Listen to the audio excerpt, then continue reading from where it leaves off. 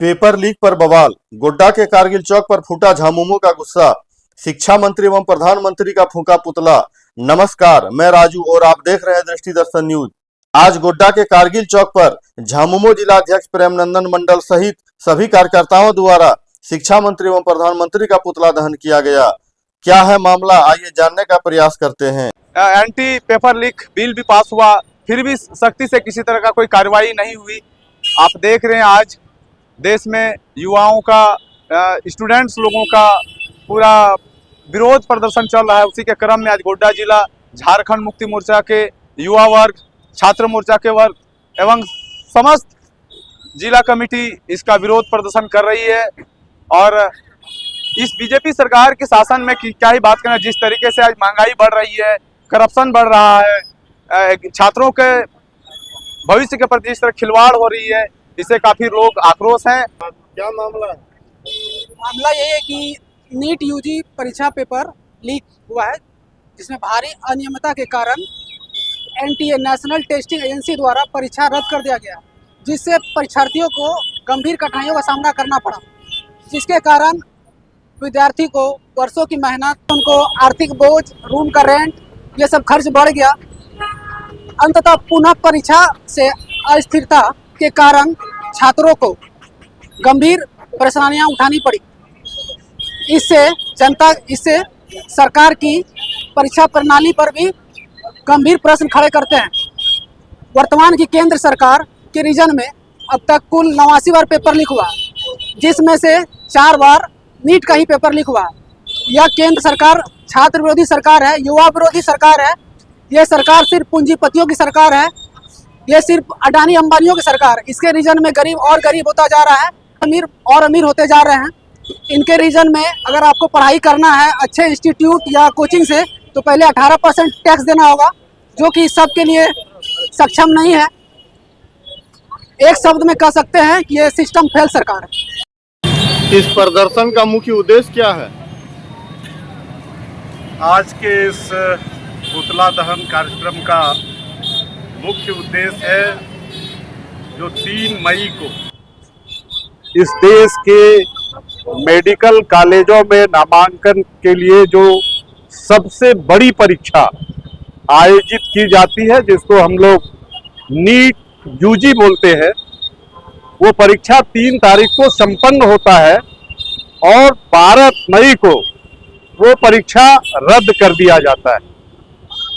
ये पहले से ही भारत की सरकार को और खास करके केंद्रीय शिक्षा मंत्री को पता था, क्योंकि उसके पार्टी के लोग ही इस परीक्षा पेपर लीक कराने में सम्मिलित थे और उन लोगों ने परीक्षा पेपर लीक कराने का काम किया। और ये पहली बार नहीं हुआ, इन लोगों के शासन काल में नीट जैसी परीक्षा 4 बार रद्द हुई है। और पूरे इनके 10 साल के शासन काल को देखा जाए तो 89 ऐसी परीक्षाएं हैं जिसमें पेपर लीक हुआ है। ये सरकार केंद्र की भारतीय जनता पार्टी के नेतृत्व में चलने वाली सरकार, ये सरकार परीक्षा पेपर लीक कराने के लिए फैक्ट्री इन लोगों ने खोल करके रखा है और लगातार अपने कार्यकर्ताओं को उसमें सम्मिलित करा करके ऐसे परीक्षाओं के प्रश्न पत्र लीक कराए जाते हैं। उसके पहले क्वेश्चन पेपर बेचे जाते हैं और इस बार के परीक्षा में 30-30 लाख रुपए में प्रश्न पत्र बेचा गया और वो पैसा पूरा इकट्ठा करके अभी जो 5 राज्यों में जो चुनाव हो रहा था, 22,79,000 छात्र इसमें फॉर्म भरे थे, उसमें से बहुत लोगों ने ये खरीदा और ये पूंजीपति लोगों ने खरीदने का काम किया। गरीब छात्रों के अभिभावकों के पास 30 लाख रुपए नहीं आ सकते हैं, वैसे लोगों से धन इकट्ठा करके और कहीं सरकार गिराने का काम, सरकार विपक्षियों की सरकार को तोड़ने का काम, चुनाव लड़ाने का काम ये भारतीय जनता पार्टी हमेशा करते रहती है। और इसी क्रम में ये परीक्षा लीक हुआ है। हम लोगों का मांग है कि एनटीए के द्वारा जो परीक्षा आयोजित की जाती है, इस एजेंसी को रद्द किया जाए, इसको परीक्षा लेने से वंचित किया जाए और एनटीए के जो पदाधिकारी दोषी है, जो सेंटरों पर घड़ी लेकर के मत आइए, नाक में जो बच्चियां थी वो जो नोज पिन है उसको खोल दीजिए, जूता पहन करके मत आइए। ये सारी चीजें कोई फोन तो हो ही नहीं सकता, आपके हाथ में कुछ है अंगूठी खोल दीजिए, वो तमाम कड़ाई सेंटरों पर किया गया। लेकिन जहां इसके साजिश करता बैठे थे, जो इनके ही नुमाइंदे हैं, उन लोगों ने बैठ करके पेपर लीक कराने का काम किया। वैसे लोगों का जांच होना चाहिए और जांच में दोषी लोगों को फांसी की सजा होनी चाहिए।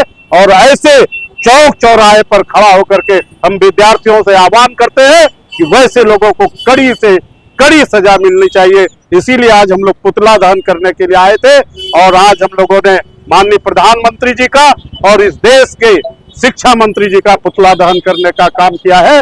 और ये मांग करते हैं, जरा सा भी शर्म है आपको, जरा सा भी हया है, जरा सा विद्यार्थियों के प्रति अगर आपको प्रेम है तो आपको आज नैतिकता के आधार पर रिजाइन करना चाहिए। ऐसी सरकार को एक मिनट भी कुर्सी पर बैठने का कोई अधिकार नहीं।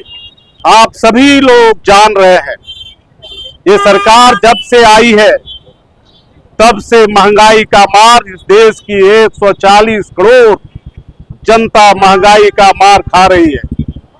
और अभी पिछले दिनों गैस के दामों में, चाहे वो कमर्शियल गैस हो, चाहे 5 किलो वाला सिलेंडर हो, उसके दामों में पहले इन्होंने वृद्धि करने का काम किया। ये बराबर बोला करते थे तेल और डीजल पेट्रोल की कमी नहीं है, आप लोगों को पैनिक होने की आवश्यकता नहीं है। आज पेट्रोल और डीजल नहीं मिल रहा है, लोग पेट्रोल पंपों से लौट करके आ रहे हैं।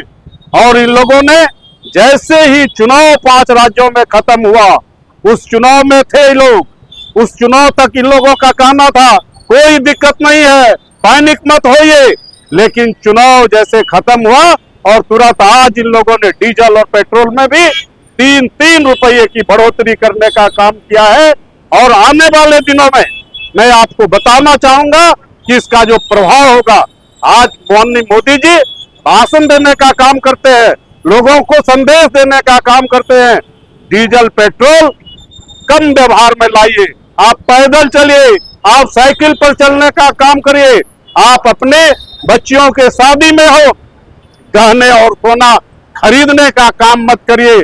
अब तो विदेशों से रासायनिक खाद भी आता है, यूरिया भी विदेश से आता है। अब तो किसानों से भी आह्वान करना बाकी है कि आप यूरिया यूज मत करिए, आप खेती करने का काम मत करिए। ये भारतीय जनता पार्टी और मोदी जी केवल और केवल हिंदू मुस्लिम करके यहाँ सरकार पर बने रहना चाहती है। हिंदू का ध्रुवीकरण कैसे हो, और वैसे अंधभक्त हिंदुओं से आज मैं आपके माध्यम से कहना चाहता हूँ कि अंधभक्त हिंदुओं, आप देखो इस देश गर्त में जा रहा है। आज पूरे इस दुनिया में जितना देश है उसके सामने यदि सबसे घृणित देश कोई हुआ है तो भारत हुआ है, और इसमें मोदी जी का हाथ है, भारतीय जनता पार्टी का हाथ है।